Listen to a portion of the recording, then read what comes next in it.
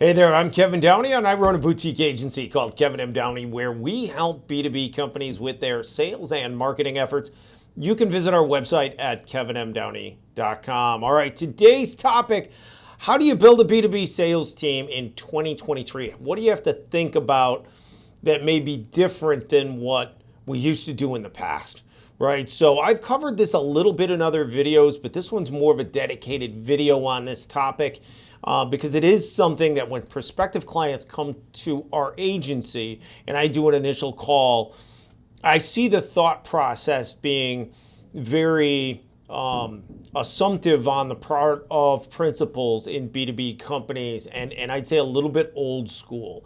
So first things first, what we want to set aside is if you're a company who's got a field sales team, let's say in the United States, we've got a German client, it's got, 18 reps in the United States. They put reps out in the field, they've got the capital to do that. What they sell is very high dollar, and each of those sales reps has a limited number of prospects to call on, say maybe a few hundred to 1,000. That kind of sales situation, and especially if you're going to have account executive, account managers, you've got a limited number of prospects to go after, and your sales rep's going to have a relationship with that customer or those customers ongoing, then what I'm going to tell you needs to be different, because in those situations, I do want those sales reps prospecting for themselves. I do want them doing boots on the ground, cold calling, a lot more old school. Use email, voicemail, and LinkedIn, but it's a more old school approach because they're going to have a permanent relationship with that customer, and they also have a very limited number to go after. So they're kind of prospecting time that's really a big part of their job is going to be for a limited period of time. So that kind of situation is different. What I get, obviously doing email very heavily and then recruiting, I get a lot of companies who have a very limited sales force to start, or the principals are doing the sales on the front end of the company, which is perfectly fine. And they come wanting to figure out how to grow what they're doing. And their first thought, and what maybe they've done some of in the past, is hired more salespeople.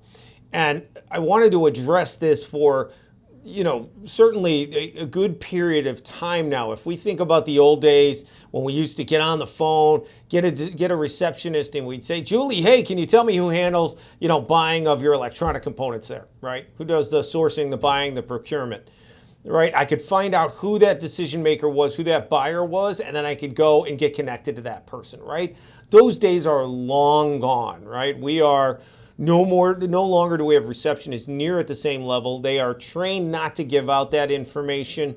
You have a lot more often, you have phone trees, or companies don't even have that anymore, right? You have a lot of that going on. So your prospecting that way is not going to work anymore. So your old school business development isn't just not as effective anymore, especially not with sales reps in the United States, where you're dealing with base salaries, 50, 75, 100,000 plus. You can't get ROI out of reps paying them those kinds of salaries, right? So when you go to and you build your sales team, you have to reverse engineer it back from the old days. So the old days, we'd hire a sales rep, go get them, Johnny, right? Go get them, team. We're going to go out and get that business. Really hard to do that these days. You have to reverse engineer it and think about it a different way. So you have to look at your target market, decide how you are going to market to that audience to drive inbound leads for either an SDR group or your sales team, but you want to move them to scheduled calls with your salespeople. And you do not add salespeople until you have a full schedule with your first rep. Maybe you as a principal, if you're watching this video, you're your first sales rep. You're good with doing the marketing to drive inbound leads. Maybe you get an SDR initially, and you have them sit on your email inbox or work with LinkedIn, or maybe you have a BDR team. And they are driving leads, but they're ultimately trying to drive scheduled calls to you as the first sales rep in the company. That is how you want to build all of this out, right? So think marketing first, drive inbound leads. Someone is helping manage those leads to move them to scheduled calls with sales. Might be you again on that at first. And we only add sales reps so far as we can fill a sales rep schedule. So I want B2B sales reps, I want their schedule filled from morning till night, morning till the end of the day. I want their schedule filled and them doing nothing but selling. Again, right now I'm excluding account executive, account manager type situations where they're going to have an ongoing relationship with their customer base, with their customers. They're going to be upselling, cross-selling, all that stuff. That's a little bit different topic for another video. I'm talking about primarily when we're dealing with hunter sales reps that are doing one presentation, they're getting a lead, an appointment, they're doing a presentation, maybe a couple of calls, they're doing a proposal, closing, sending, right, converting. That kind of situation, I want those sales reps scheduled from start to finish throughout the day. I do not want them doing any cold calling. So then how do you build that? What do you do? So again, I've talked about this in another video. You've got two paths you can go down to do the cold outreach to generate the leads. The first way to do it is with email. If you have a contact list or a prospect list that's large enough, and we use Apollo, for example, for our clients when we set up email, if we've got a big enough prospect list, let's say in the high tens of thousands, 100,000 or more, I want to use email to go out after those people, drive inbound leads, put SDR or sales on that inbox, reply to those leads, and then we're trying to drive them to scheduled calls with sales. If you're first starting out and you want to keep it really simple, you could put your salesperson on that inbox. They can reply to leads and do follow-up with those leads, right? And then they could drive more scheduled calls to themselves. And that can be one way to address it. But the more typical way that I would have a company do it that starts with email, that's really starting from scratch, is we're doing email to do outbound, to drive inbound leads, right? We've put an SDR, usually from Latin America, on that inbox, that is going to receive those leads, reply to them, move them to a call to action with the first sales rep or a principal, but they're then also following up with those leads by phone to gather more intel, move them further along on the call, and try to move them to, again, a call with, again, sales, or in the case of a brand new company, a lot of times that's a principal. That's one path of a starting point to build a sales team. Okay. Then we increase the number of email boxes that are sending emails if we can, if there's enough contacts to go after. We increase the SDR team if we have to.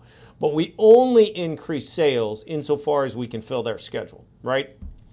If we have a small prospect list, relatively speaking, thousands, low tens of thousands. Automated email in a high volume level like we do it is not going to be the way that you do it. You might do automated email through your CRM connected to Google Workspace, Microsoft 365, and do 200, 250 outbound emails a day. But you might get a lead a day off of that, maybe one every 2 days. But what you want to do is you want to then put a BDR team on the phone, put them in position to use phone, voicemail, email, and LinkedIn. They're going to do some manual emailing. They're going to do some LinkedIn outreach. Same thing we're going to try to do when we're using email in the high volume fashion, but in this case, we're doing it with reps because we have a much smaller list to go after. So we're going to use some automated email through our CRM.